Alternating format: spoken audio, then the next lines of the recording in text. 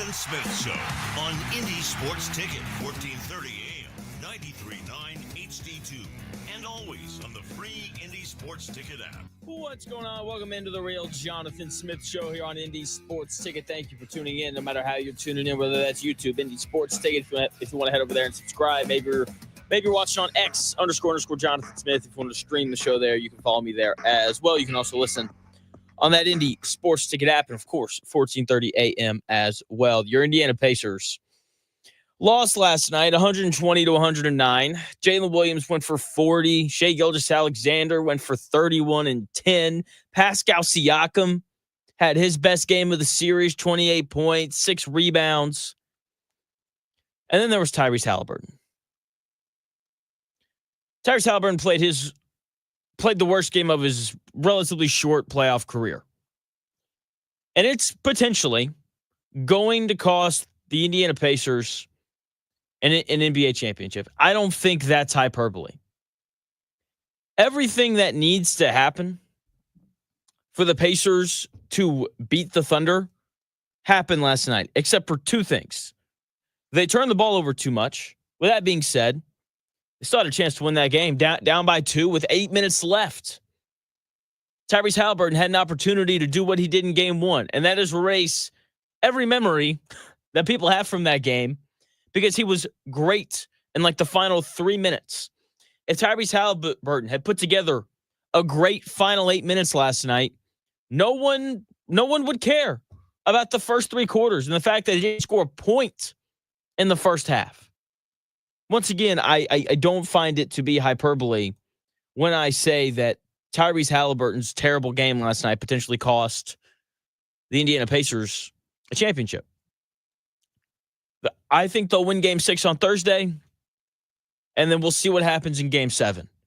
But if they win Game 6 on Thursday and they lose Game 7, I know he's going to look back and be really frustrated and disappointed in the way that he played last night. I'm sure that he already is. I'm sure that they already watched the film and they're doing all those different important things. But I can hear the excuses now. Oh, well, Jonathan, he's hurt. Calf strain, ankle, whatever it is. Okay, I don't know what it is. But Coach Carlisle was asked after the game about it, and here's what Coach Carlisle had to say about Tyrese Haliburton and his injury.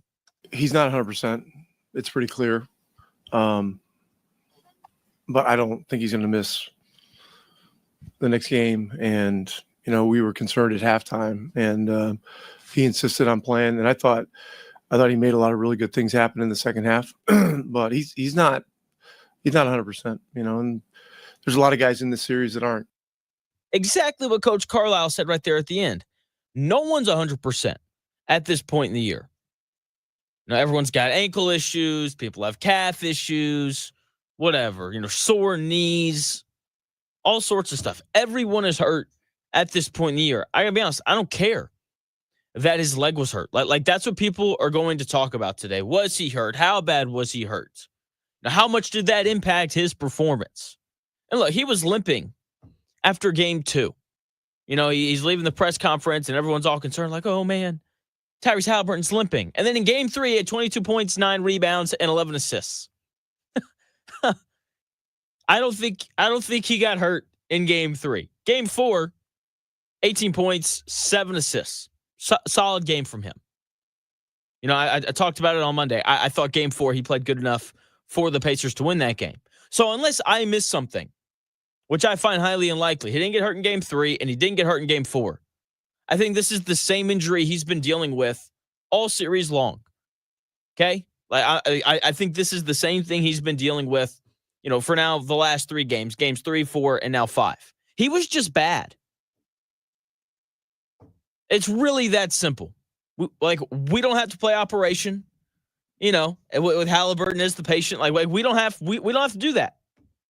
Okay? We can just say he was bad, because that's just the really simple truth of the matter. He didn't get to the rim enough. Part of that was the Thunder's defense was good, but he just allowed the Thunder defense to take him out of the game. It reminded me so much of game 3 against Cleveland, where Max Strus denied him the basketball. So Haliburton was like, okay, I'm just going to stand in the corner for the next 40 minutes. I'm going to watch everyone else dribble, pass, and shoot. Don't worry. I'm just, the best player on this team, but I'm just going to hang out over here in the corner. And once again, part of that was the Thunder defense, but part of that was Tyrese Haliburton's contentness to let Nembhard run the show. And that can't happen. Against this Thunder defense, the ball has to be in your best decision maker's hands. And it wasn't in his hands enough. They turned the basketball over 22 times last night. You know why? Because Tyrese Haliburton didn't have the ball enough. He is their best decision maker. And when you're playing against a defense this good that swarms you as quickly as the Thunder defense does, your best decision maker has to have the basketball consistently. He didn't have the ball enough. He was too passive. There were moments where he would bring the ball up the floor, and before he crossed half court, he would give the ball up. He can't do that. He's got to be aggressive, and that is the word with him. It's been the word with him all year long. Okay? He's got to get to the rim. He was better in the second half than he was in the first half, but that first half was just absolutely brutal. It was just brutal. And then late in the game, in the moments where the Thunder needed a bucket, Jalen Williams or Shai Gilgeous-Alexander found a way to get a bucket for the Thunder. For the Pacers, when they needed a bucket, Tyrese Haliburton was nowhere to be found. The first half of the game, though, as the worst half of basketball I've seen Tyrese Haliburton play in a Pacer uniform. The fact that the Pacers were only down by 14 at halftime, the fact that they were able to cut the lead down to 2 in the fourth quarter is baffling given how bad Tyrese Haliburton was last night. Tyrese Haliburton didn't score a point in the first half. He only took 5 shots. All 5 of his shots were threes. He only had 2 assists in the first half. He was way too content to just stand in the corner.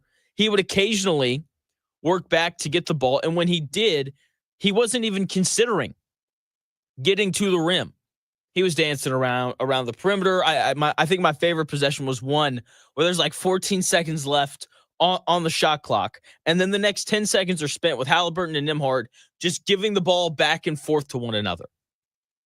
Tyrese Haliburton didn't touch the paint in a half-court setting once in the first half. I know his right leg, calf, ankle, whatever, it's tweaked, but I don't care. I thought laterally he moved fine. 0 points, unacceptable. Unacceptable. Thankfully, everyone else on this Pacers team found a way to be impactful. Pascal Siakam in the first half had 10 points on 3 of 5 shooting, 3 of 4 from the foul line. Aaron Nesmith hit 2 threes in the first half. Miles Turner, he had 4 points on 2 of 3 shooting. He didn't take a 3 last night, which I don't mind. He got multiple stops at the rim. Andrew Nembhard, he had 7 points on 3 of 6 shooting. He played tough defense in that first half. Second half, he had a couple really bad turnovers in that fourth quarter, but that's, whatever. McConnell, 5 points off the bench in that first half. Mathurin had 7 points off the bench in the first half. If Tyrese Haliburton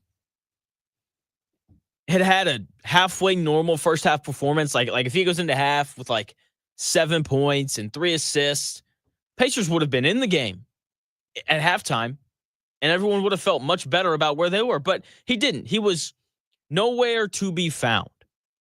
He was not good enough last night. From the jump all the way to the end. The Thunder made him defend, and he gave up buckets. They pressured Tyrese Haliburton, and he shied away from it. There was one possession in the first half where he gets a switch, and he's got Isaiah Hartenstein on him. And Isaiah Hartenstein, the Pacers have gone at him time after time after time when he's been in the game. And Haliburton looks Hartenstein up and down, doesn't dribble. Instead, he just takes a 3. He just, hey, man, let me not even make Isaiah Hartenstein move his feet. Let me not even make an attempt to try to get to the rim. It's just so frustrating. And like I said, I get it. He's hurt, but everyone's hurt at this point. They pressured Haliburton. He couldn't handle it. The fact that the Pacers were down 14 after Tyrese Haliburton had 0 points. They shot 5 of 16 from 3 at half compared to the Thunder's 8 of 17. Shai Gilgeous-Alexander had 13. Jalen Williams had 16. And Alex Caruso and Casey Wallace each had 9 points off the bench. All that happened in the first half, and the Pacers found themselves only down by 14. They clearly weren't out of it. They just had to get something from the best player on their team, and they had to stop turning the ball over. Neither one of those things happened. They had 11 turnovers in the first half. Haliburton, 0 points, 2 assists. And then the third quarter starts, And they make a big push, Pacers. And it's led by the one and only TJ McConnell. I got a lot more on him later.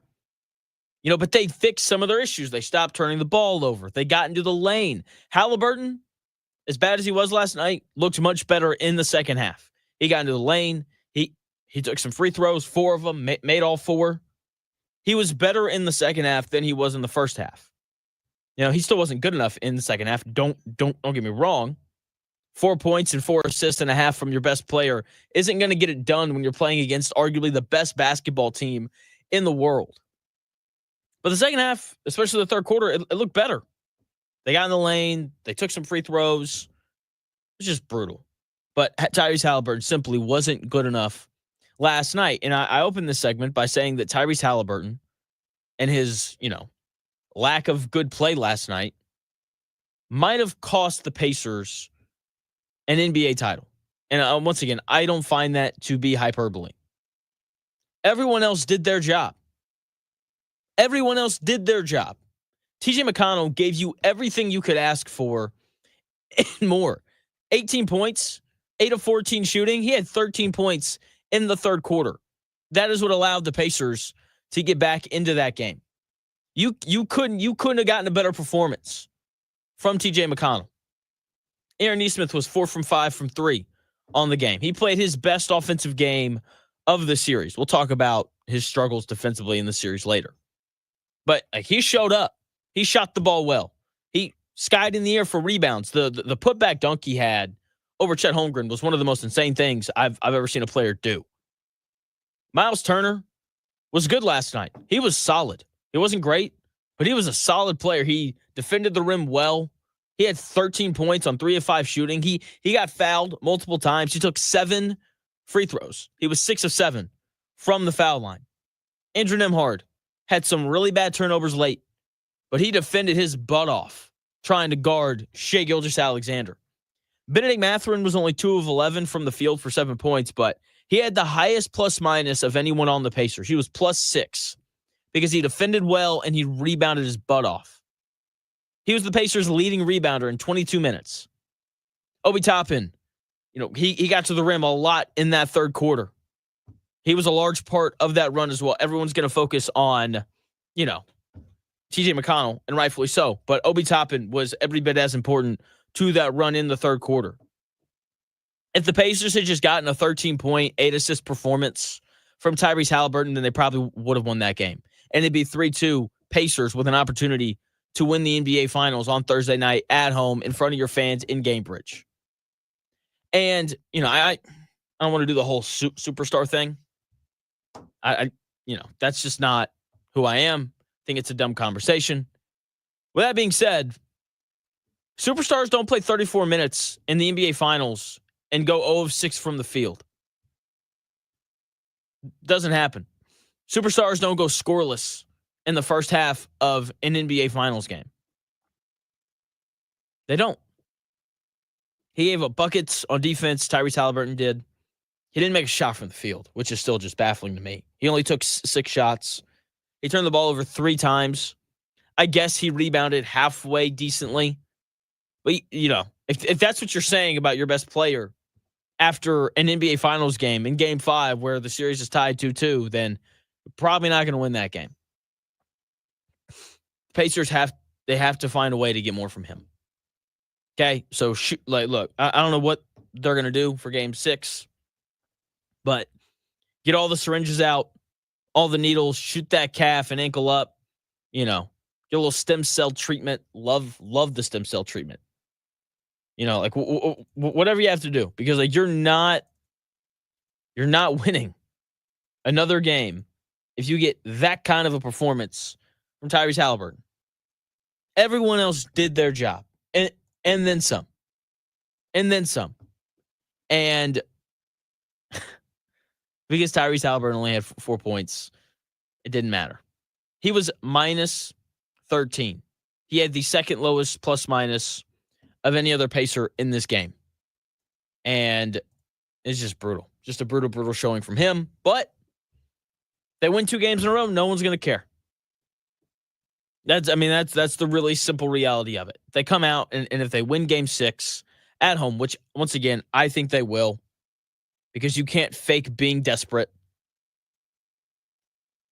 Then, go back to game 7 and, go back to Oklahoma City for game 7 on Sunday, and we'll see what happens. Just really disappointed in Tyrese Haliburton because he's been a guy all playoffs long who has consistently risen to the moment. Like, that is what this playoff run has been for him. Every time the Pacers have needed a big shot, he's hit it. Game 4 against the Knicks, they needed him to be great. And he played, the best playoff game of his career. 32 points, 15 assists, 0 turnovers. And last night, Tyrese Haliburton had another opportunity to rise to the moment and, to be this clutch guy that he's kind of become known as. And he didn't. He didn't. And part of that is the Thunder are really good. Nothing is ever entirely someone's fault. And, well, yes, Haliburton was not aggressive enough last night. The Thunder defense did a great job of slowing him down when he got the basketball. But with that being said, superstars don't get completely and totally taken out of games like that. They find some sort of way to impact the game. And Tyrese Haliburton didn't impact the game enough in game 5, which sucks. But they're going to come back here. Gamebridge Thursday night's going to be rocking 3-2, backs against the wall. Go win it. Let's get a game 7 for the first time in 9 years. And let's see what happens. Because you could go back to Oklahoma City and Aaron Nesmith could have a night where he's 7 of 8 from 3. And Miles Turner could finally break out of his slump. It'd be great. Probably not going to happen, but it'd be great. I highlighted how TJ McConnell had a great night. Nobi Toppin was really good in the second half. And, Aaron Nesmith was 4 or 5 from 3. Miles Turner was just solid all night long. But the really disappointing part of this is, and I guess that there's a bright side in this as well. Pascal Siakam's performance was wasted as well. He played his best game of the playoffs. And yes, I think what he did last night was more impressive than his 39-point outing against the Knicks just because of the defense that he was playing against last night. But it just proves a point I've been making this entire series is true. And they have something with him. But that being said, can he have a 28-point performance on 9 of 15 shooting 3 times in a row? Because that's what they need from him to have a chance. My thoughts on Pascal Siakam and his wasted performance when we come back here in about 4 minutes.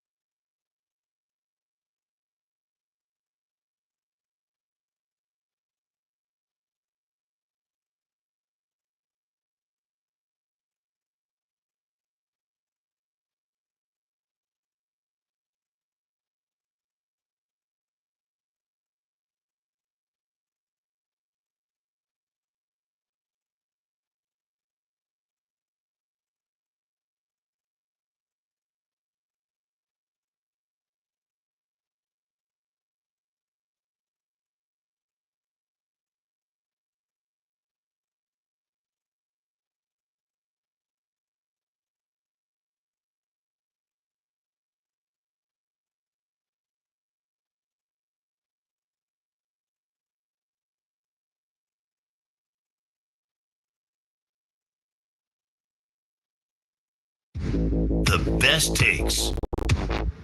Maybe. The Real Jonathan Smith Show on Indy Sports Ticket 1430 AM, 93.9 HD2, and always on the free Indy Sports Ticket app. Welcome back to the Real Jonathan Smith Show here on Indy Sports Ticket. Thank you for tuning in, no matter how you're tuning in, whether that's YouTube, Indy Sports Ticket. If you want to head over there and subscribe, maybe you're watching on X, _ Jonathan Smith to watch the stream there. You can also listen on that Indy Sports Ticket app or 1430 AM in your car. Pascal Siakam last night. He was so good. And as soon as the game ended, I was just so frustrated. Look, if I've been talking about this all series long, the importance of Pascal Siakam and how he's the guy.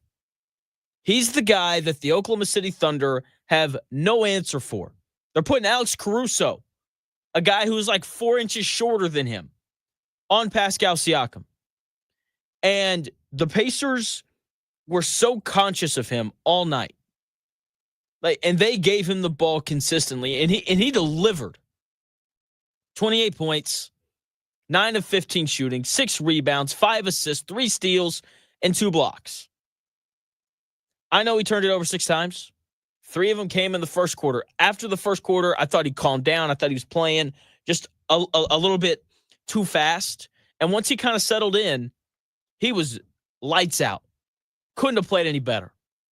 His performance was wasted, though. Wasted. And it was just so frustrating. Now, the good news is I have more faith in him to do that again compared to everyone else who played well. You know, I think Pascal Siakam is more likely to go for 28 points and 6 rebounds than TJ McConnell is to go for 18 again. I think Pascal Siakam is more likely to get 28 points and 6 rebounds than Aaron Nesmith is to shoot 4 or 5 from 3 again.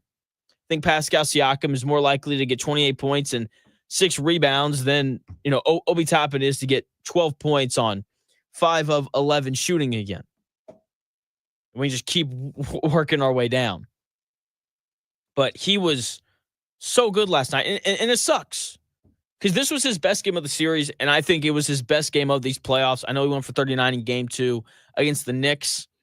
This defense makes life so hard on you. The fact that he got such an efficient 28 points was impressive. He was aggressive all night. He was aggressive the entire game. And the Pacers made him be aggressive because they just consistently gave him the basketball. They looked for him constantly. Like, there was never a stretch. Pascal Siakam has become notorious for doing this. There was never a stretch where Siakam was on the floor and I didn't notice. He was always doing something. Always. And part of that, happened because the Pacers were really good about getting him the basketball. They looked for him constantly. And when he gets touches against this Thunder defense, he scores. Because once again, the Thunder do not have an answer for him when he's going to the rim. And then you throw in the fact that he was making threes last night, 3 of 6 from downtown. And when he's doing that, they definitely don't have an answer for him. He was everywhere last night. And it wasn't just the offense. He had 3 steals and 2 blocks as well. He was rebounding, 6 boards. He was running. He was defending. He was scoring in multiple ways, too. Like, he gave you the full Pascal Siakam experience last night. He posted up smaller dudes. When they tried to put Hartenstein on him, he drove by him. He scored in transition. He hit mid-range jumpers. He hit threes. Can't ask Pascal Siakam to do any more than what he did last night. And the Pacers lost because Tyrese Haliburton was terrible. Here's the thing, though. Pascal Siakam can do that 2 more times, and I think he can. It's going to be really tough, but I do think he can. Then the Pacers are going to have a chance to win 2 in a row. It's a tall order to beat the Thunder defense, 2 games in a row. I think it's a really tall order to ask Pascal Siakam to be that great 3 games in a row. So it probably won't happen. But that's what's going to happen if the Pacers are going to find a way to win this series and win 2 games in a row. I think it'll happen in Game 6. We'll see if he has enough left in the tank in Game 7. Because he looked exhausted last night dealing with that constant pressure and physicality from Oklahoma City. It didn't matter, though, because he still had his way. And then you get to the third guy. I talk about this. I have talked about this after every single Indiana Pacer playoff game. Who's the third guy? Pacers had several of them last night. But the most popular Pacer, TJ McConnell, he was the third guy, 18 points off the bench. Like, you couldn't have asked him to do anything more than what he did. Here's Coach Carlisle after the game talking about TJ McConnell's performance in that third quarter. Well, he was great in the third. Put him in earlier than normal. He was very tired. That's why we got him out. And I think there was a play early in the fourth that where it looked like fatigue had set in there. And then, Ty was back in, and then that group went on a good run there. So yeah, it's always a consideration. But I haven't gone through the entire game and completely analyzed the whole thing. Coach Carlisle right there talking about TJ McConnell. The end there, he was talking about whether or not he considered, leaving him in for extended minutes as opposed to putting Haliburton back in. I don't mind that he put Haliburton back in. Like, he is your best player, and he was playing better in that second half. But TJ McConnell did all three. He did everything in the third quarter to give the Pacers a chance in the fourth. He gave you the full TJ McConnell experience. He had a three, after which he yelled, "They have to guard me," which was awesome. He was pushing the pace. Like, Game 5 was one of the very few times all year, regular season or postseason, that Tyrese Haliburton went to the bench and the Pacers got faster. It's the first time I've seen that happen all year, and it was because of TJ McConnell and his ability to get the ball and go. And then he got into the lane whenever he wanted. When you get in the paint against the Thunder, you're going to score. It's going to happen. You're going to score. Because, you're either going to get a layup, TJ McConnell got several, or they're going to swarm you. Because that's what the Thunder defense does. They just swarm people. Okay? And then when they swarm, you can kick it out, and then you can rotate the ball around, and then, boom, you can hit a three. Or you can swing it, pump fake, drive, and get to the rim again, and then get a layup. TJ McConnell's ability to get into the lane is what allowed the Pacers to cut that lead down in the third quarter. And he did it the whole third quarter. 13 points in the third. You're not getting that from him again. You're not. 8 of 14 from the floor. Super efficient. Got into the lane whenever he wanted. He got fouled a couple times. He was awesome. Took everybody off the bounce. Yeah, you're probably not going to get that from him again. And it's just so frustrating. Because if your best player plays halfway decent, if your best player plays like your third best player, then the Pacers probably win that game.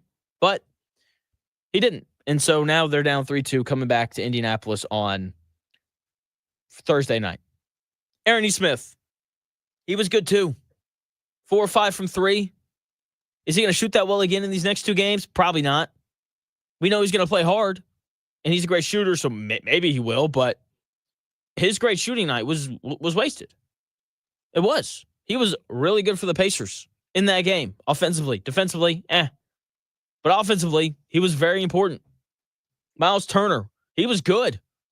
Love how he repeatedly went to the rim. He had 13 points. He only took 5 official field goals because the Thunder kept fouling him. He was 6 of 7 from the foul line. He defended the rim at a high level too. Didn't record a block, but he contested so many shots at the rim and where he forced a miss. He can be better, but that was his most solid performance of the NBA Finals. Obi Toppin continues to be just solid off the bench. Okay, like, he was good. The first half wasn't good. He was 1 of 5 from 3. All of a sudden, though, he starts getting to the rim, starts running a little bit in transition, and he's finishing at the rim because he's great around the bucket. This was the most complete bench game the Pacers have gotten in the NBA Finals. Game 2 and Game 4, they weren't that great off the bench. Like, Game 1, it was mainly Obi Toppin. Game 2, it was mainly Mathurin and McConnell. Last night off the bench, it was everybody. McConnell, Mathurin, Toppin. Everyone off the bench was good. And they lost because Tyrese Haliburton didn't make a shot from the field. The Pacers didn't just have a third guy last night. They had a third guy who was good, and they had a fourth guy who was pretty good, and they had a fifth guy who was solid, and they had another sixth guy who was pretty solid. But it didn't matter, though, because their best player, their starting point guard, a guy who's made All-NBA 2 years in a row now, played his worst game of the NBA playoffs. And, like I said, I know he was hurt.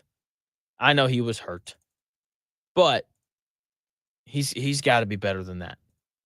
And it's just frustrating because if he's just his normal self, then the Pacers win that game last night. And I've said that time and time again in the show, and I'm going to try to stop. But that's just the really simple reality of it. And he's going to have an opportunity to respond in a big way in Game 6. I think he will because he's a tough dude.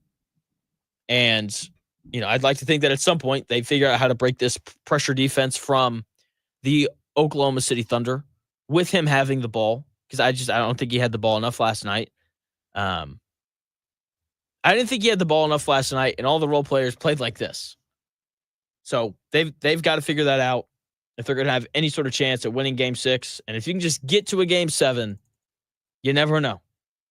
Haliburton could come out in Game 7, go for 30, hit like 7 threes, and the Pacers could be NBA champions. And then they could win Game 7 on the road in Oklahoma City. But we only get there if Haliburton plays well in Game 6. And if the rest of these role players keep going. And look, this Pacers team is incredibly tough. They are incredibly resilient. Every time you think they're dead, they're not. And they're going to find a way to make Game 6 tough. And with that being said, the Thunder are really good. And so they may come in here and win on Thursday night. I'd be really surprised if that happened, but it's in the cards. So we'll see. When we come back here in about 4 minutes, there was something working against the Pacers. I've focused a lot on them and their flaws, but there was something else that happened last night that made that game near impossible to win. And I'm going to tell you what it is when we come back here in about 4 minutes.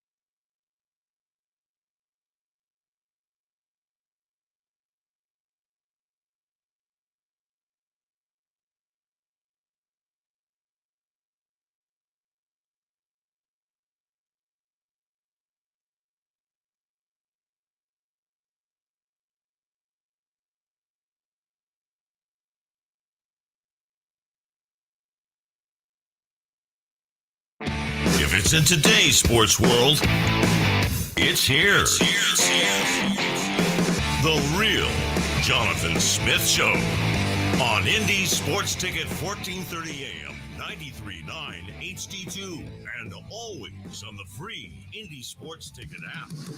Welcome back to the real Jonathan Smith Show. Thank you for tuning in, no matter how you're tuning in, after what was a very disappointing game from the Indiana Pacers last night, from mainly Tyrese Haliburton. Everyone else did their job, but it's really tough to win on the road when your stars don't play like stars, especially when your opponent, both of their stars, are awesome.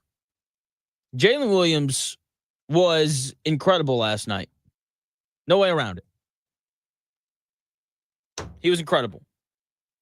And he has been really since game one. Game one, he struggled. Ever since then, like, that dude has just been rolling. And the Pacers haven't solved that problem, and they better figure out a way to solve it. Because if they don't, good luck. They couldn't guard Jalen Williams last night. 40 points. 40. And he hit a ton of big shots late. You know, he hit the big three to put him up 5 after the Pacers gave up an offensive rebound. The Pacers played pretty well, honestly. The fact that they had a chance to win that game, despite Jalen Williams having 40 and Shai Gilgeous-Alexander having 31. But when those two players combined to score 71 points, when those two players combined to score/assist on 104 of the Thunder's 120 points, you're probably going to lose. You're probably going to lose that game. And Jalen Williams was the best player on the floor last night. I mean, it wasn't just the fact that he scored. It was how he scored. Like, he scored in every way possible. He scored off the bounce, just getting to his spot. The little turnaround fadeaway that he hit from the foul line in the fourth quarter was, like, that's a tough shot. He got to the rim repeatedly. He got fouled a lot, and he was 9 of 12 from the foul line. He scored off cutting to the rim. He scored off running in transition. He's just a really good player. And Aaron Nesmith has gotten torched by him repeatedly. Aaron Nesmith does a really good job defending everyone, except for Jalen Williams, apparently. And that is a major issue for the Indiana Pacers. And I've said it throughout this series. When Jalen Williams plays well, the Oklahoma City Thunder don't really lose. They're really tough to beat when he plays well. When he gets 40, good luck. The Thunder had a legitimate second scoring option last night. In the games that they lose, it's when that second scoring option isn't a great choice. And so they could sit Shai Gilgeous-Alexander in the first half for extended periods of time because they knew that with Jalen Williams on the floor, they were going to get a shot that they liked. Jalen Williams picked on Aaron Nesmith and whoever else was defending him all night last night. And the Pacers had no answer. After game one, they haven't had an answer for him. These last 3 games especially, he scored 25 points or more 3 games in a row now.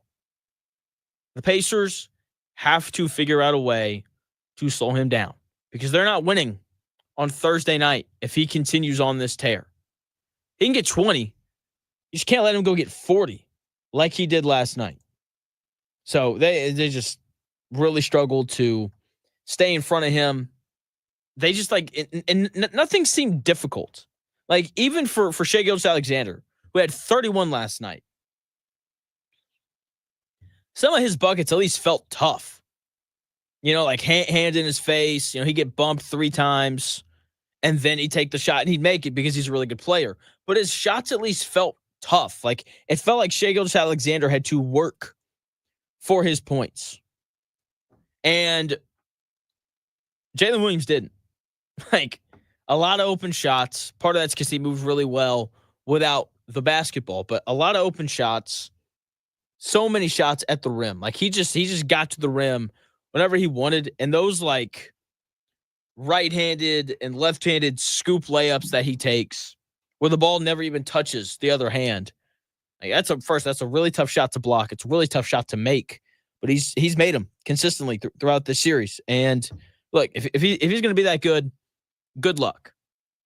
And then while Jalen Williams and Tyrese Haliburton are going to be the lead topics today, and they should be for completely and totally different reasons, the Thunder don't win that game without big shot making from their role players.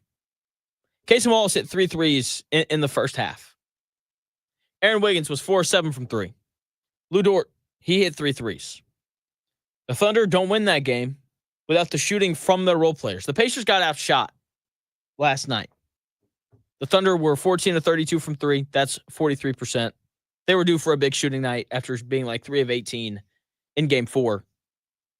Pacers were 11-30 from 3. That's like 36.5%. Okay, so we'll round up and call it 37. It's not a bad shooting night, but when you're the lesser team, you have to outshoot your opponent.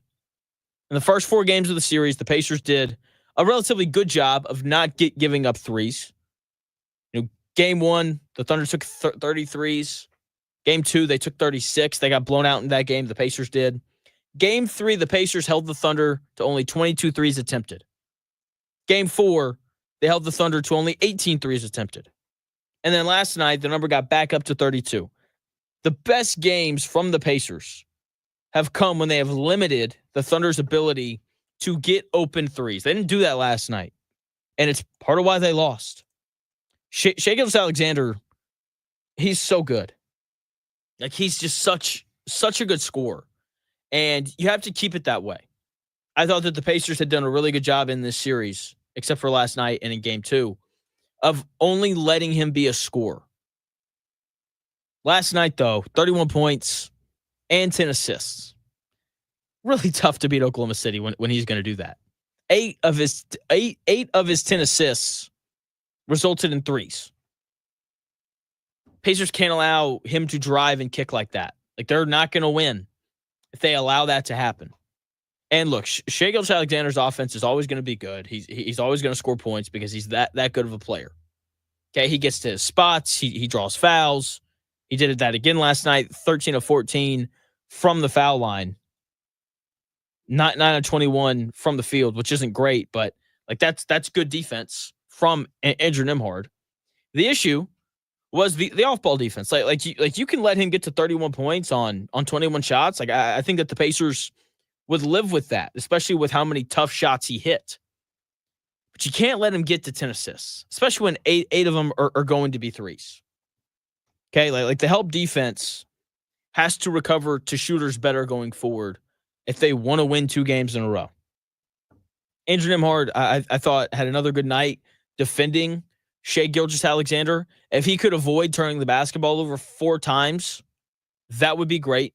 Like, he had 2 just awful turnovers. He had one where Mathurin's wide open for a layup, and he just overthrows him. Looked like Anthony Richardson trying to throw a slant route. It was brutal. And then he had one where it was a clear miscommunication with Tyrese Haliburton, where he thinks Haliburton's going to come up to like do this dribble handoff thing, and then Haliburton like takes like 4 hard steps towards Nembhard, and then Nembhard, anticipating it being a dribble handoff, like tosses the ball back, and then Haliburton breaks the other way, and that was just a miscommunication. But still, like, you can't have those miscommunications when you're trying to mount a comeback against the best team in the NBA. 4 turnovers, just too many from him, especially if he's going to handle the ball as much as he did in Game 5 last night. And he's got to find a way to be a little bit better on offense. He was good in Game 1. It's a large part of why they won. Ever since that game, though, his offense has not been good. And he has to play because he's the only guy who can really defend Shai Gilgeous-Alexander and make things tough on him. It seemed like Coach Carlisle matched his minutes with SGA's last night. That's what it looked like. He wasn't on the floor for the final 2 minutes because Coach Carlisle pulled everyone. SGA stayed out there on the floor, so SGA ended up playing 2 more minutes than Nembhard, but they matched their minutes because Nembhard's the only guy who can really defend Shai Gilgeous-Alexander. He just has to make better decisions with the basketball. Okay, like those 2 turnovers in the fourth quarter were awful, and they allowed the Oklahoma City Thunder to extend their lead. And speaking of turnovers, like, I've been on Haliburton the whole show, and it's not going to stop. With that being said, it's not on him entirely. Pacers turned the ball over way too much last night. they weren't going to win that game turning the ball over 23 times, 15 of those turnovers being live ball turnovers. Like you're not beating the Thunder when you do that. Here is Tyrese Haliburton after the game talking about all of the turnovers. We got to be better. I honestly want to watch the film, see where, different areas. I feel like especially there in the fourth, we had some really bad turnovers, me, myself personally. So we just got to do a better job of getting spaced, getting downhill. I think that's the most important thing, keeping pace in the game. We really, got after in that second half, cut the lead down, and they just made, shot after shot. And, we didn't make enough plays that we needed to down the stretch. So, watch the film, see if we can get better. But 22 turnovers against a team like this is a recipe, for disaster. So I think that should be the main area that we focus on going into, the next game. And obviously we can be better on, many points on the court. But I think taking care of the ball is our biggest thing. It is the biggest thing. I've been really tough on Haliburton today. But look, if the Pacers turn the ball over 8 less times, like if they're at 15, chances are they win that game because that's, in theory, that's 8 more possessions, maybe more if you grab an offensive rebound. Pacers also gave up 32 points off of those turnovers. They had done such a good job before last night of getting back and playing good transition defense. That didn't happen last night. The Thunder ended up scoring 7 points in transition. That's too many. 23 turnovers isn't going to beat this Thunder team. It's not. Not twice, at least. When the Pacers made their push in the third quarter, it was because they stopped turning the ball over. The Pacers lost the first quarter 32-22. They turned the ball over 7 times in that quarter. They lost the second quarter 27-23. They turned the ball over 3 times in that quarter. It's close there. Only got outscored by 4. In the third quarter, they only turned the ball over 4 times, and they won that quarter. They made that big push because they stopped turning it over. And they started the fourth quarter well. You know why? Because they weren't turning the ball over. Pascal Siakam was scoring. Guys were getting into the lane, and then they started to turn it over. Pacers cut it to 2 with like 8 minutes and 10 seconds left. Oh, man. They turned the ball over 8 times in the fourth quarter. They only got outscored by 3 in that quarter. But it felt a lot worse because they cut the lead down to 2 with just over 8 minutes left. And in the final 8 minutes of that game, the Pacers turned the basketball over 7 times. That's why the Thunder were able to put them away. 7 turnovers in the final 8 minutes. That's like every other possession. They turned the ball over once in the first 4 minutes of the fourth quarter, and they went on that run. Or I guess they continued that run from the third quarter. They have to cut down on the turnovers if they want to win 2 in a row. It's much easier said than done. But look, if you want to win a title, you have to figure out how to do hard things. And it is hard to avoid turning the basketball over against this Thunder defense. Right? Because they pressure you, they speed you up. That's the first night that I've seen this Pacers team play, and it felt like they were playing faster than they wanted to. It's just incredible. Like you've got to find a way to slow the game down and just be yourselves. Okay? But it's so tough because if you slow the game down, then you're playing against the Thunder and their defense is set. You have to figure out how to play in control. I think that's really more of what I'm trying to say. You have to find a way to play within yourself consistently.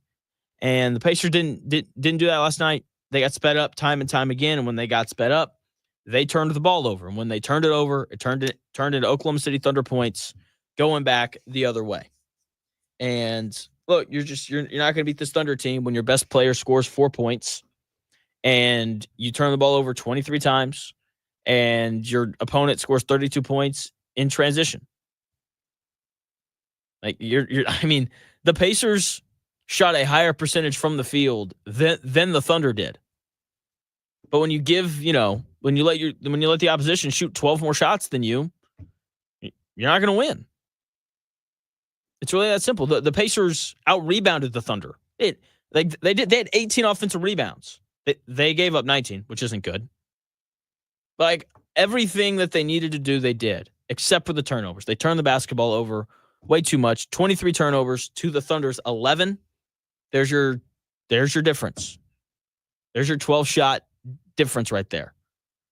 Just a really frustrating game. They're going to look back And look, like game 4 is the one where everyone's like, oh, that's where they lost the series. They had a chance to re-grab it last night. Just too many turnovers and not enough from their best player. It's just frustrating, but if they can clean those things up, then they can win game 6, and we'll see what happens in game 7.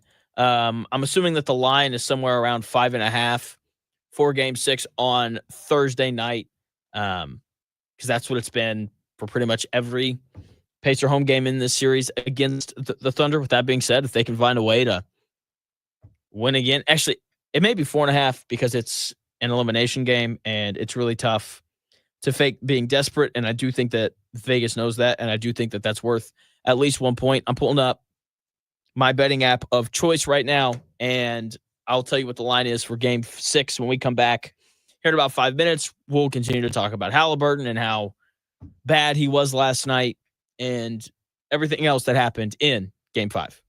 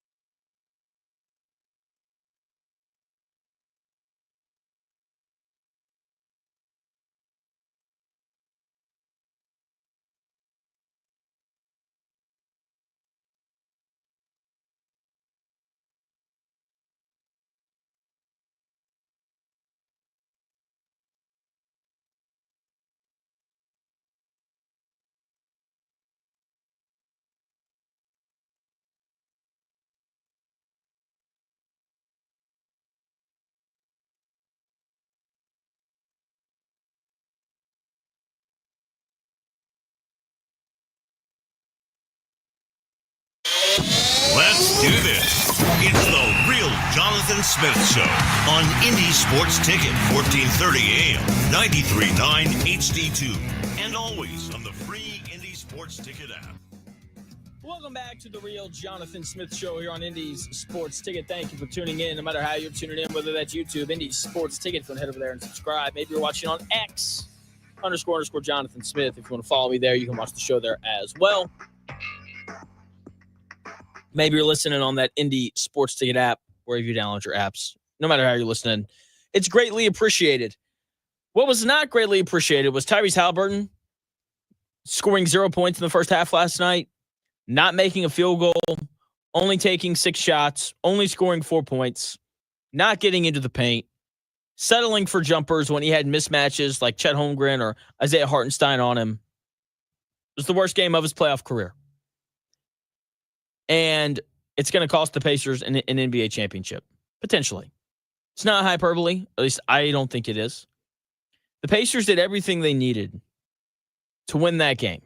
Like, the bench for the Pacers was outstanding. Pascal Siakam couldn't have played any better. They held the Thunder to 43% shooting from the floor. Tyrese Haliburton put out a whopping 0 for 6 shooting performance with only 6 assists. And it's just brutal. Just absolutely brutal. And with all that, people are putting together an excuse for Tyrese Haliburton, because that's what we do. You know, got to be excuses for everybody. His leg, his right leg, he had calf tightness and his ankle and all this kind of stuff. I don't know. But Coach Carlisle talked about Haliburton after Game 5 last night, mainly about his lower leg injury. He's not 100%. It's pretty clear. But I don't think he's going to miss the next game. And, you know, we were concerned at halftime, and he insisted on playing. And I thought he made a lot of really good things happen in the second half. But he's not 100%, you know, and there's a lot of guys in this series that aren't. Coach Carlisle right there talking about Tyrese Haliburton. There it is. He's not 100%. Nobody is. Both of these teams have played well over 100 games in the season now. And both of these teams play fast. Both of these teams play incredibly physical defense. No one is healthy. I don't care that his leg was hurt. That's what people are going to talk about today. Was he hurt? How much did it impact his performance? Is it worse than they're letting on? All this kind of stuff. And maybe that's the case. Maybe this, series ends on Thursday or Sunday, hopefully Sunday. And then we find out the following week that Tyrese Haliburton has to have surgery on his ankle. Maybe that's what's going on. I doubt it, though. He was limping after Game 2, and people had questions. How's his ankle? What's going on? Why is he limping? And then Game 3, he had 22 points, 9 rebounds, and 11 assists. Game 4, he had 18 points and 7 assists. Maybe I missed something. I don't think I did. Watched every minute of both of those games. Didn't see him get hurt. I think the last night he was dealing with the same injury, the same, right lower leg injury that he's been dealing with all series, or since Game 2 at least. How about we just say the truth? Tyrese Haliburton was bad last night. All of the things that make him a great basketball player, he didn't do. He didn't get to the rim. He wasn't making that skip pass to the opposite corner, which he's great at doing. And he wasn't able to make that pass because he wouldn't turn the screen and get downhill. He was just hanging out on the perimeter, passing the ball back and forth. My favorite Tyrese Haliburton possession of last night came in either the second or third quarter. He's got the ball on the perimeter, about 14 seconds left on the shot clock, and he passes the ball to Andrew Nembhard. And Andrew Nembhard dribbles like twice, and he passes it back to Tyrese Haliburton. And Tyrese Haliburton catches it, and he looks at the defense, and he turns back to his right, and he gives the ball back to Andrew Nembhard. They pass the ball back and forth like 4 times in a 10-second span. There was a major lack of aggressiveness from Tyrese Haliburton last night. He was bad. He didn't even try to go to the rim, especially in the first half. And part of that was the Thunder's defense is great. But if you're a superstar, you can't allow the opposition, no matter how good their defense is, to completely take you out of the game. That can't happen. There were too many possessions that reminded me of Game 3 against the Cavaliers, where Tyrese Haliburton would just go stand in the corner and be like, oh, I guess they're going to deny me the basketball, so I'm just going to, stay in here for 24 seconds and let them play 4-on-4. It's not a good call. That can't happen.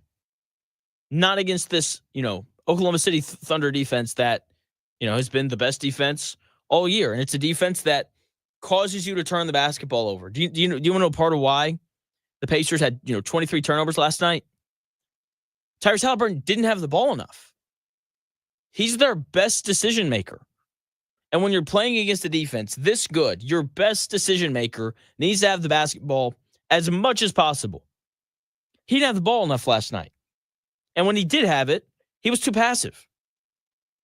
When he gave it up, I thought games, 3 and 4, he did a really good job of giving the ball up and then working his butt off to get the ball back.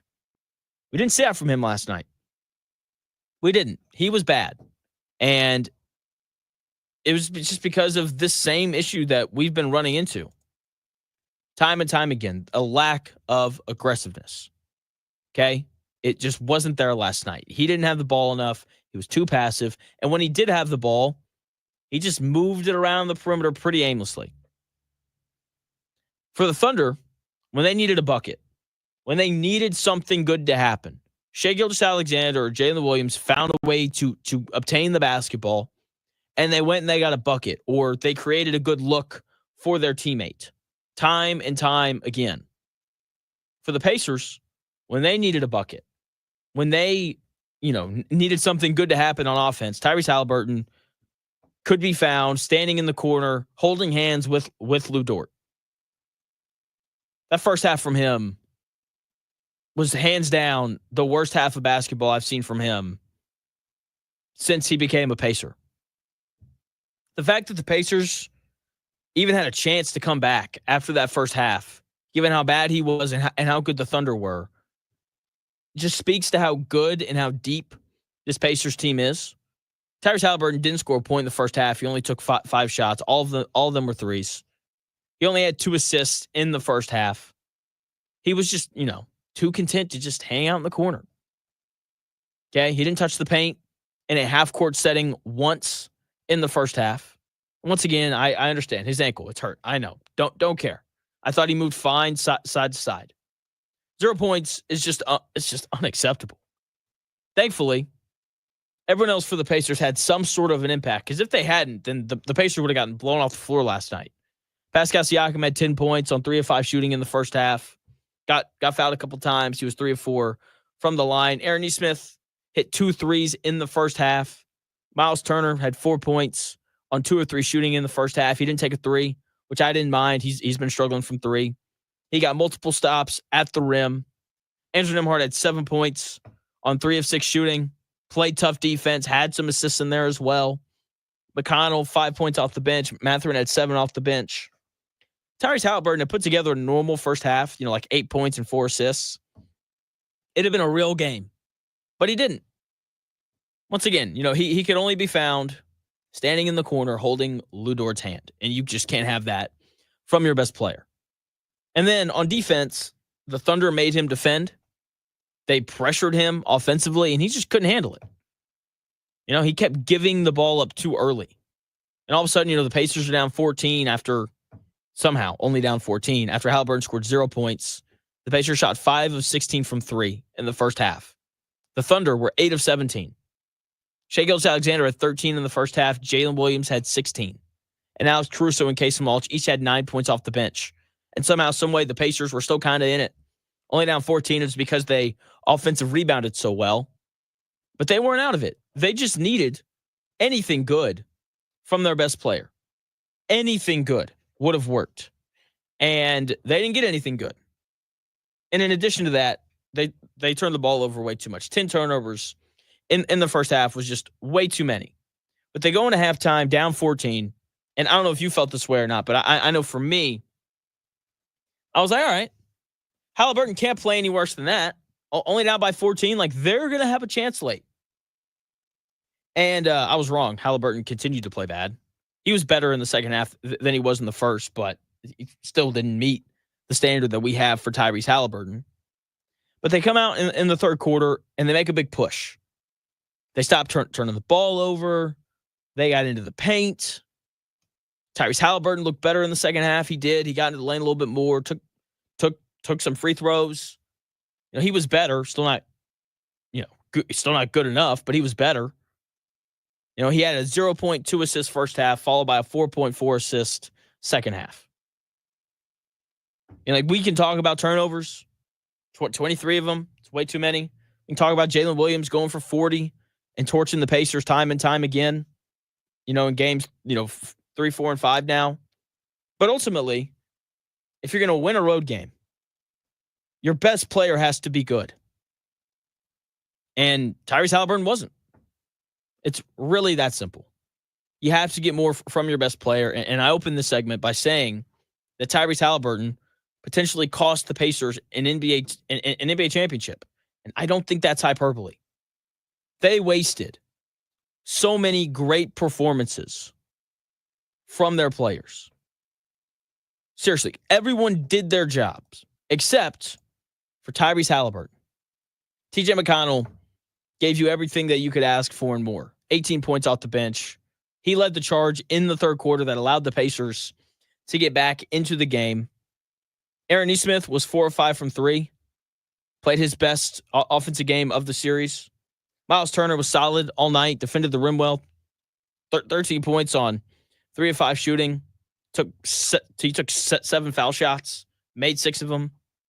Andrew Nembhard worked his butt off all night trying to defend Shai Gilgeous-Alexander. Benedict Mathurin, he didn't score a ton, only 7 points. He was 2 of 11 from the field. But he had the highest plus-minus of any other Pacer. He was +6 because he defended his butt off, and he rebounded well. He was the Pacers' leading rebounder in 22 minutes last night. So sure, Mathurin didn't, score the basketball like he normally does, but he impacted the game in other ways, and that's really what stars do. It's the thing that Tyrese Haliburton was incapable of doing last night. Obi Toppin played a pretty large role in that third quarter run as well. If the Pacers had just found a way, or to get, 13 points and 8 assists from Tyrese, then, I don't know. Maybe they win that game.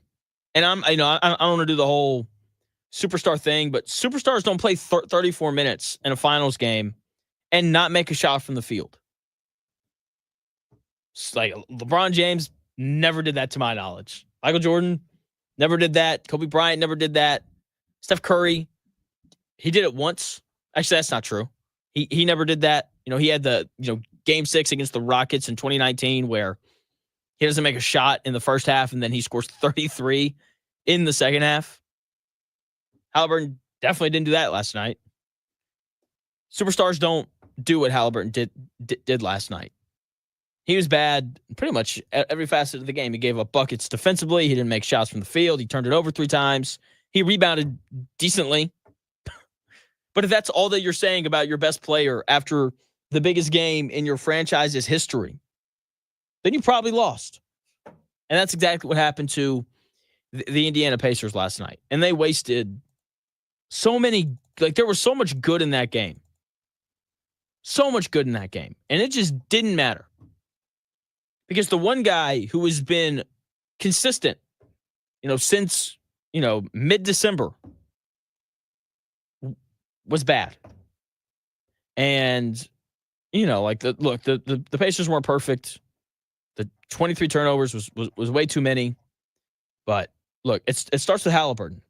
Okay, he is called the engine of this basketball team on every broadcast, every game, or every network that shows a Pacers game says something along the lines of, Tyrese Haliburton is the engine of this Indiana Pacers team. And the engine sputtered at best last night. It was just a brutal game from him. And it's really frustrating because they wasted a great Pascal Siakam performance last night. The Pacers couldn't have gotten anything more out of Siakam than what they did last night. And it's just a waste. But Siakam was good. It needs to be discussed because I've talked about Siakam a ton throughout this series. I've said that he is the Pacers' most important player in this series because he is, and he showed why last night. He did. He showed why last night. The Thunder simply don't have an answer for him. More on Pascal Siakam and his great performance last night when we come back here in about 4 minutes.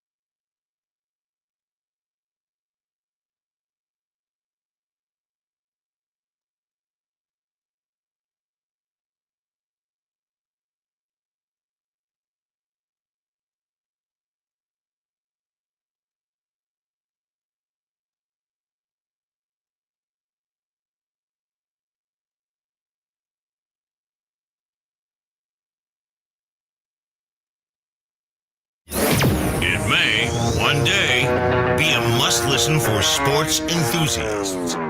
Yeah, and monkeys might fly out of my butt. Uh-oh. The Real Jonathan Smith Show on Indy Sports Ticket 1430 AM, 93.9 HD2, and always on the free Indy Sports Ticket app. Welcome back to the Real Jonathan Smith Show here on Indy Sports Ticket as we continue to discuss Tyrese Haliburton's terrible night last night and how they got really good nights. The Pacers did from a lot of other guys. Pascal Siakam really kind of leading the charge in that regard. Pascal Siakam, so good last night. Played his best game of the series. You couldn't really ask for much more from him. 28 points on 9 of 15 shooting, 6 rebounds, 5 assists, 3 steals, and 2 blocks. I know he turned it over 6 times. 3 of them came in the first quarter. Once he kind of settled down, they came early in the first quarter as well.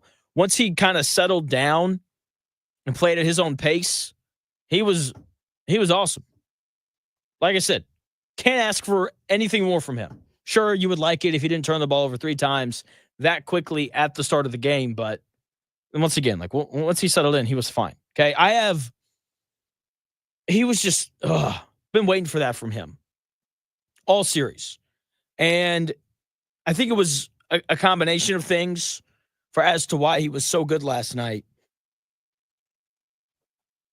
It was a combination of things, right? One, he was very aggressive.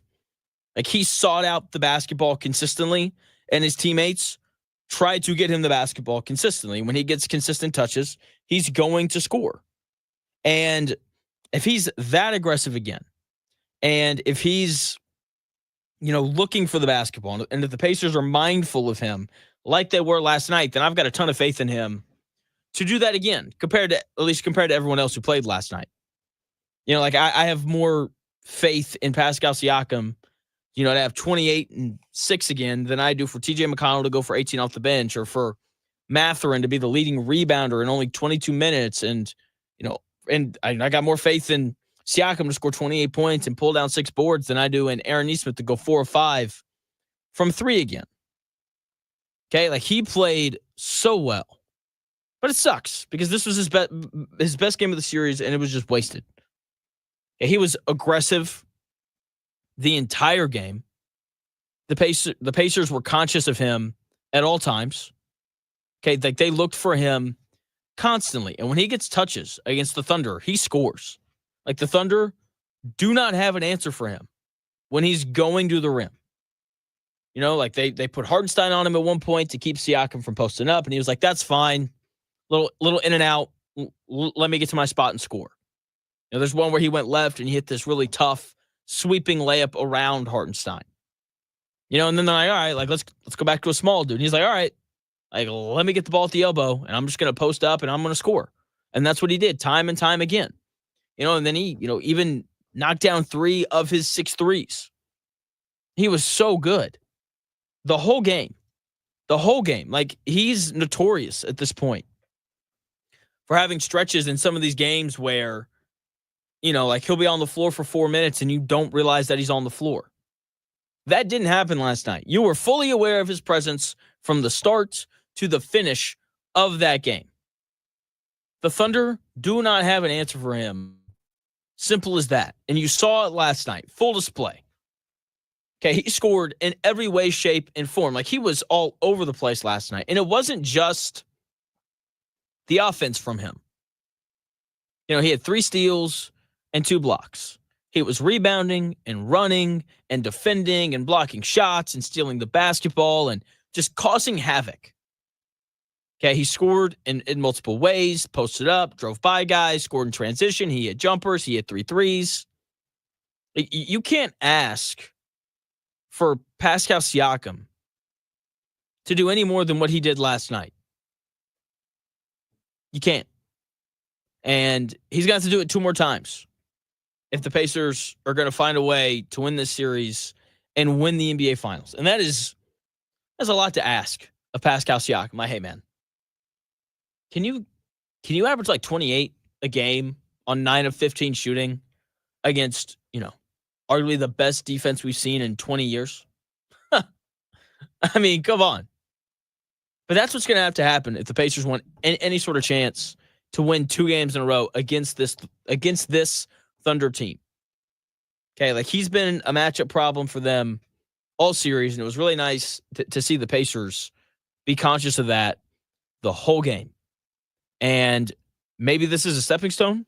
Maybe we see, maybe we see a continued emphasis on getting Pascal Siakam the ball on, or in favorable matchups. Hopefully it is, because I felt like every time he touched the ball last night, the Pacers were going to score. That's really how it felt. And, we'll see if he can do that again on Thursday night, because he's going to have to if they're going to want to stay alive for one more game and force a Game 7. After every Pacer game, I talk about the third guy. Because, when you watch the Thunder in most teams, you kind of know who the top 3 are. When you play the Thunder, it's not always, but it's probably going to be Shai Gilgeous-Alexander, Chet Holmgren, and Jalen Williams kind of leading the charge. For the Pacers, there's, usually, not always apparently, usually you can count on Tyrese Haliburton and Pascal Siakam to lead the charge, and then whoever that third guy is, it just kind of rotates. One night it's Miles Turner, next night it's TJ McConnell, next night it's Obi Toppin. And so throughout the playoffs, I've been tracking this, who has been the third guy for the Pacers in all these games. And the Pacers had multiple dudes last night step up in a big way. The most popular Pacer, TJ McConnell, was awesome last night. He was undoubtedly the Pacers' second best player last night, because, Haliburton was not, he wasn't number 1 like he normally is, but he was great last night off the bench with 18 points. Coach Carlisle was asked about TJ McConnell after the game, and here's what he had to say about his performance in that third quarter. He was also asked about whether or not he thought about leaving him in a little bit longer and having Haliburton play less minutes. Here's what Coach Carlisle had to say. Well, he was great in the third. Put him in earlier than normal. He was very tired. That's why we got him out.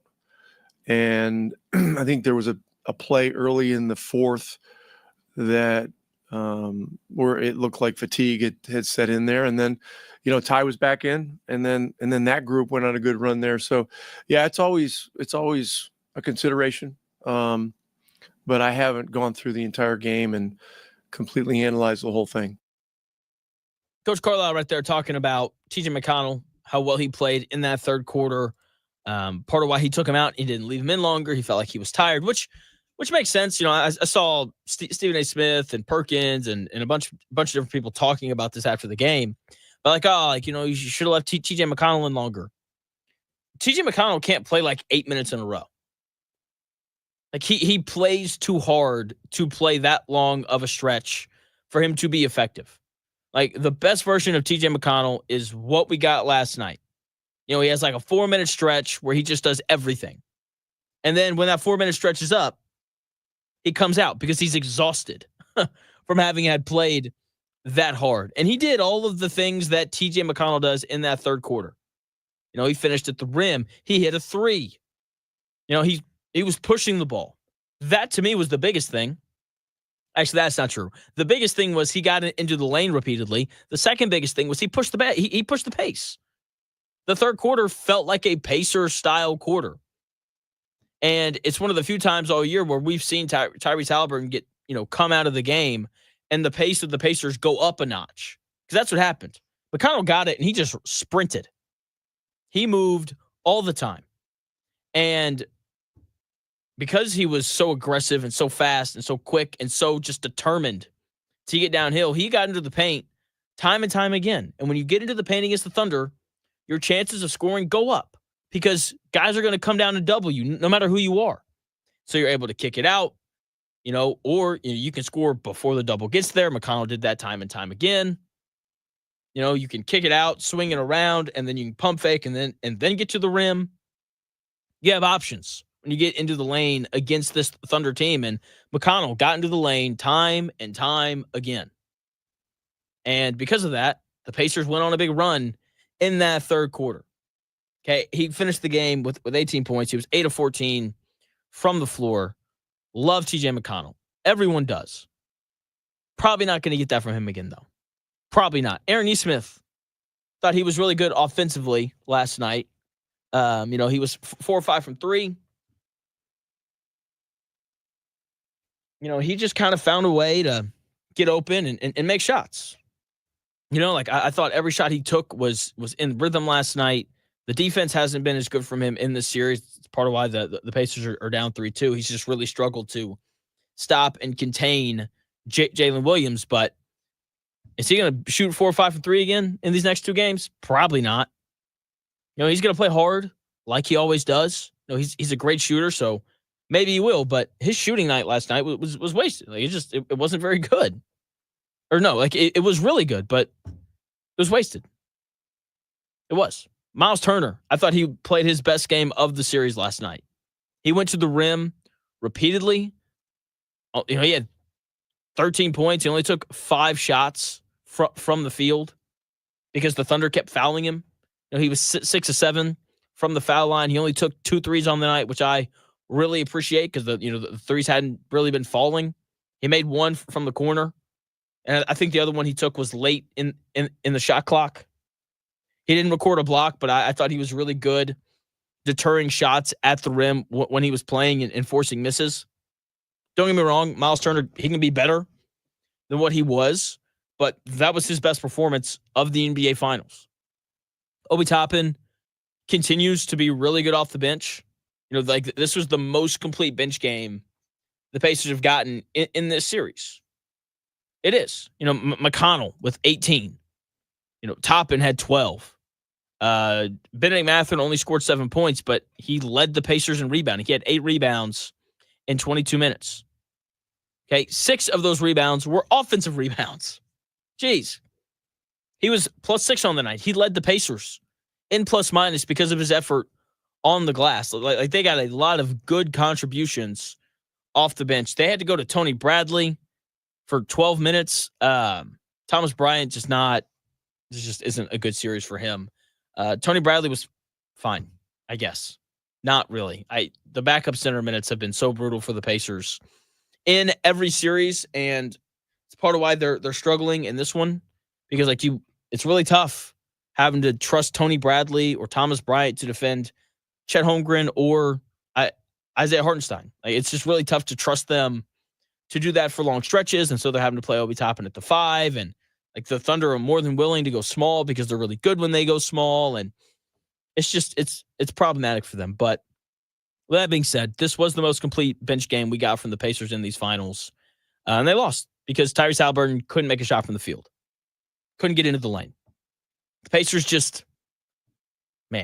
it's just frustrating because they had a 3rd guy last night, and they had a 4th guy, and they had a 5th guy, and they had a 6th guy, but it didn't matter because their superstar point guard posted his worst game of the NBA playoffs. Now, I think Haliburton responds in a big way in Game 6. I know people are going to make the whole he's hurt excuse for him. I don't really care. I don't think that's why he struggled. I think the Thunder defense is just giving him fits.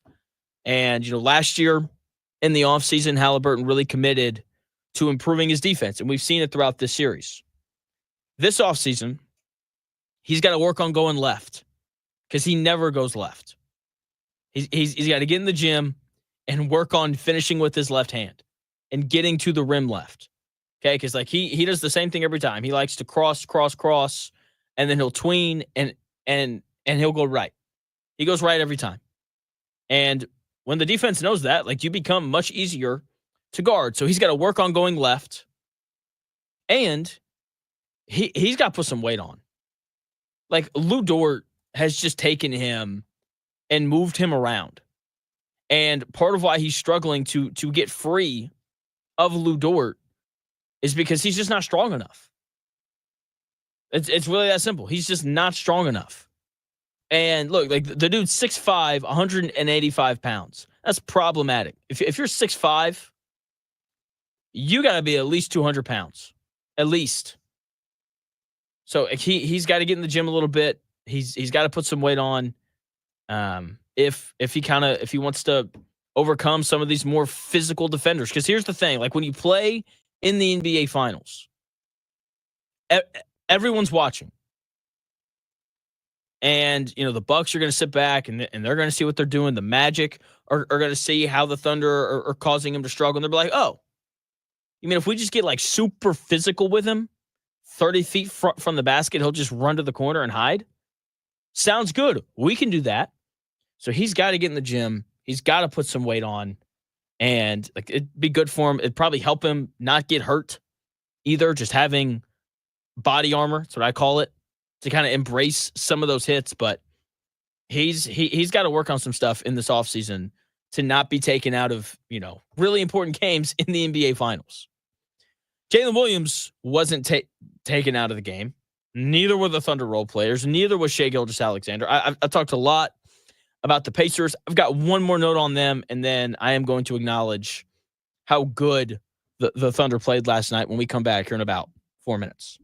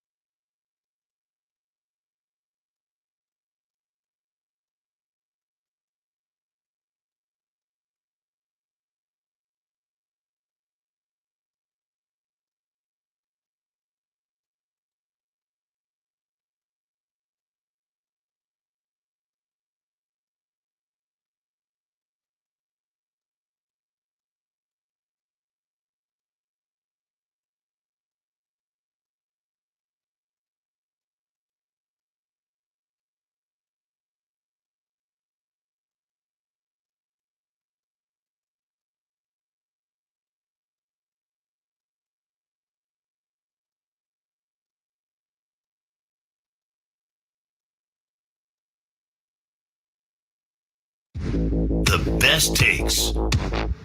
Maybe. The Real Jonathan Smith Show on Indy Sports Ticket 1430 AM, 93.9 HD2, and always on the free Indy Sports Ticket app.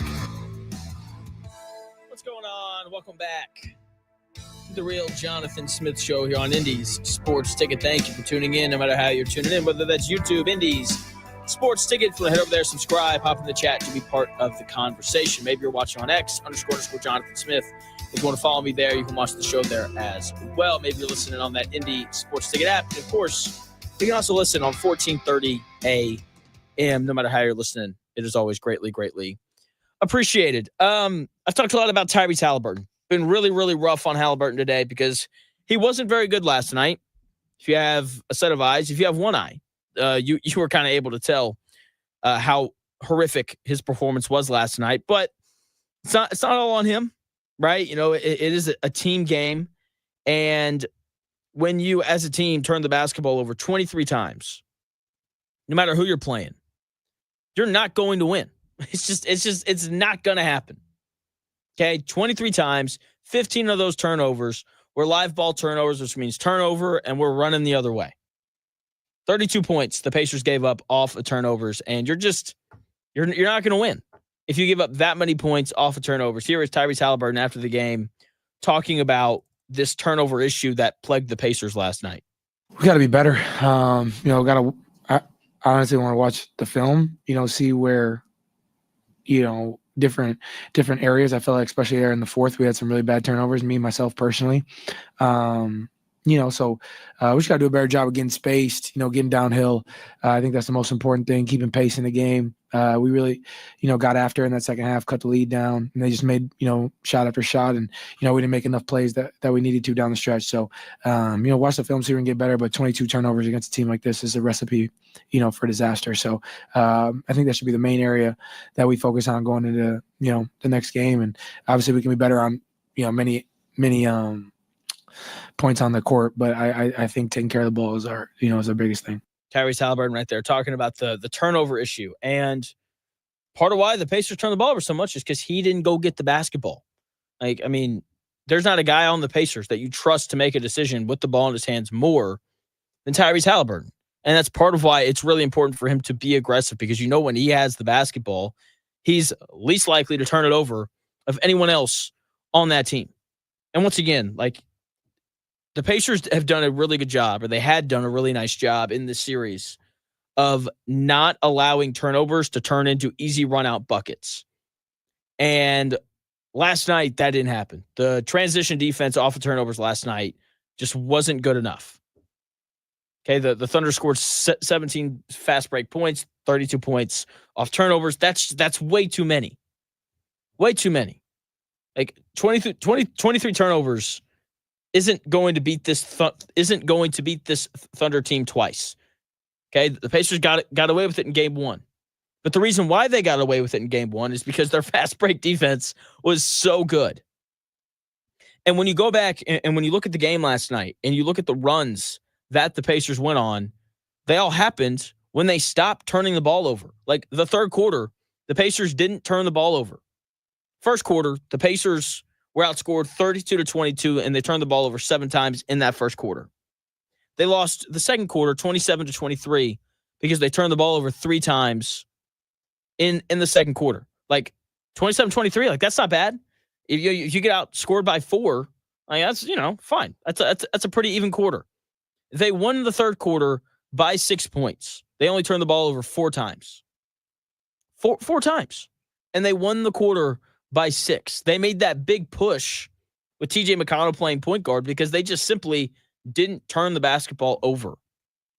And then the fourth quarter started really well because in the first 4 minutes of the fourth quarter, the Pacers only turned the basketball over once.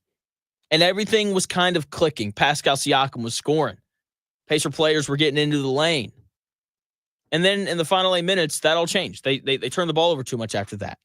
In the final 8 minutes of the fourth quarter, the Pacers turned the basketball over 7 times. It's like every other possession. That's why the Thunder were able to put them away.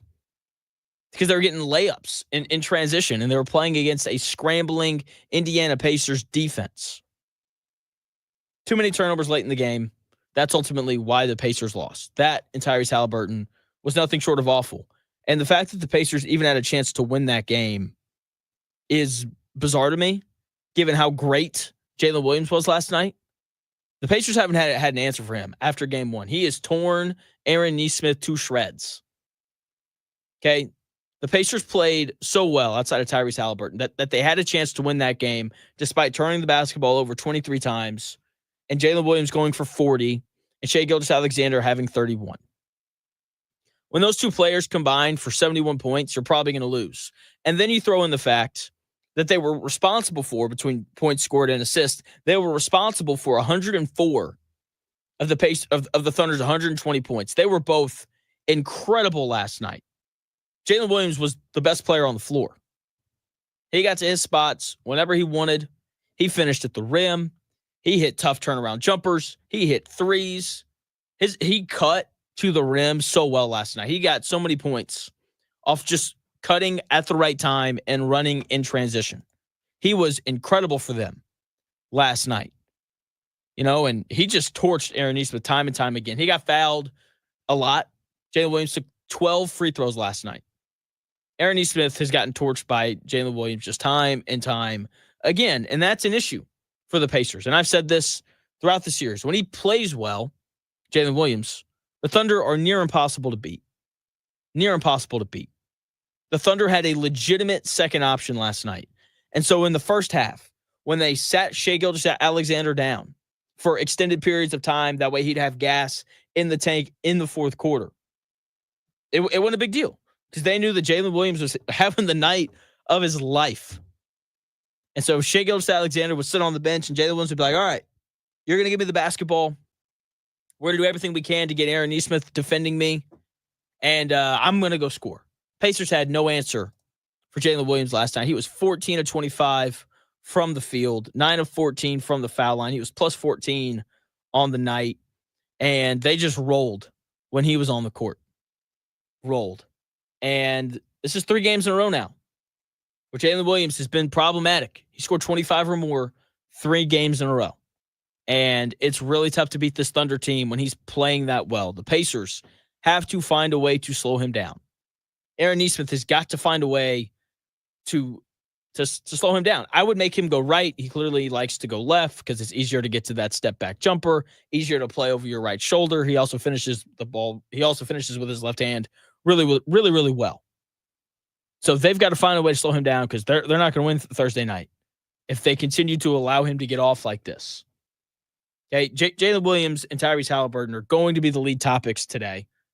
But the Thunder also don't win that game without big shots from their role players.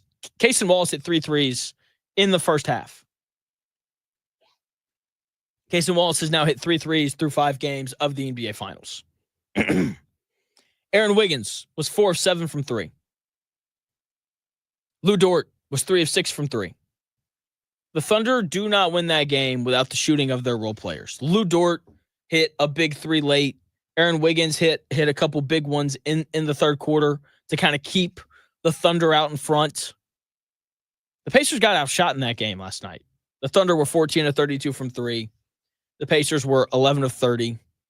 I mean, it's not a bad shooting night from the Pacers by any stretch of the imagination. But when you're the lesser team, you have to find a way to outshoot your opponent.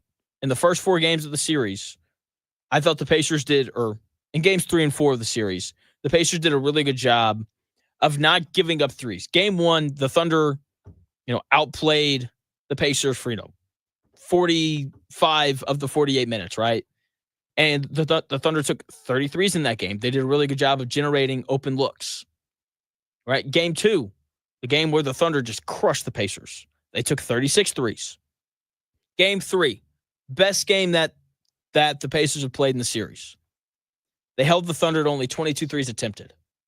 Game 4, second best played game by the Pacers in this series. They held the Thunder at only 18 threes attempted. The threes attempted last night for the Thunder got back up to 32. The best games from the Pacers have come when they have limited the Oklahoma City Thunder's 3-point attempts. And they didn't do that last night. And it's a large part of why they lost. And I've said this, throughout the series whenever it's happened. Shai Gilgeous-Alexander has to be a scorer. You can't let him be both a scorer and a playmaker. Shai Gilgeous-Alexander had 31 points, and he had 10 assists. 8 of his 10 assists resulted in threes. The Pacers can't allow him to drive and kick like that. Like they're not going to win if they continue to allow that to happen, right? They've got to get back to whatever they were doing that didn't allow for the Thunder to get up, 30 plus threes a game. Because the Thunder are a really good shooting team. They haven't shot the ball super great in these playoffs, but they got a lot of guys who can line it up and knock them down. And if they're knocking in threes, man, like good luck beating this team. Good luck. Like so many things have to go right in order to beat the Thunder. But one of them is you can't allow them to outshoot you, especially once again, if you're the lesser team. Because look, Shai Gilgeous-Alexander is going to find a way to score.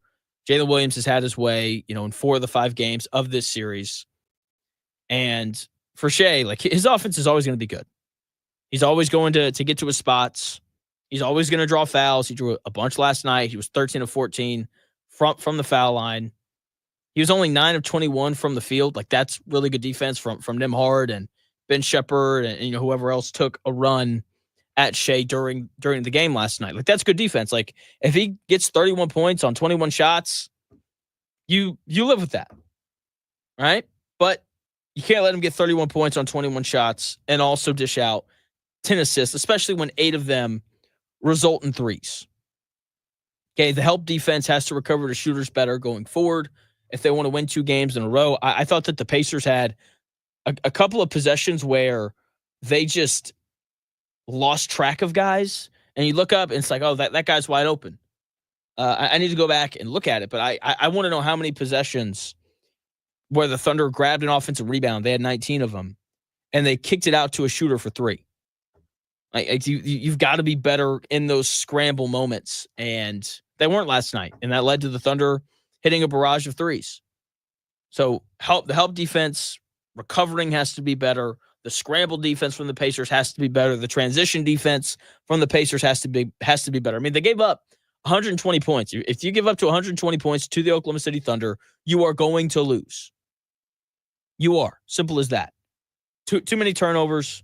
The transition defense wasn't very good. Andrew Nembhard, I thought, had a pretty normal game for this series where the offense wasn't very good, but he has to be on the floor because he's the only guy who can really defend Shai Gilgeous-Alexander. If he could not turn the ball over 4 times in the next 2 games, that'd be great. Okay, like they need him on the floor because he's done a good job defending Shai Gilgeous-Alexander throughout the series. He just has to make better decisions with the basketball. I mean, like the 2 turnovers he had in the fourth quarter were just brutal. Brutal.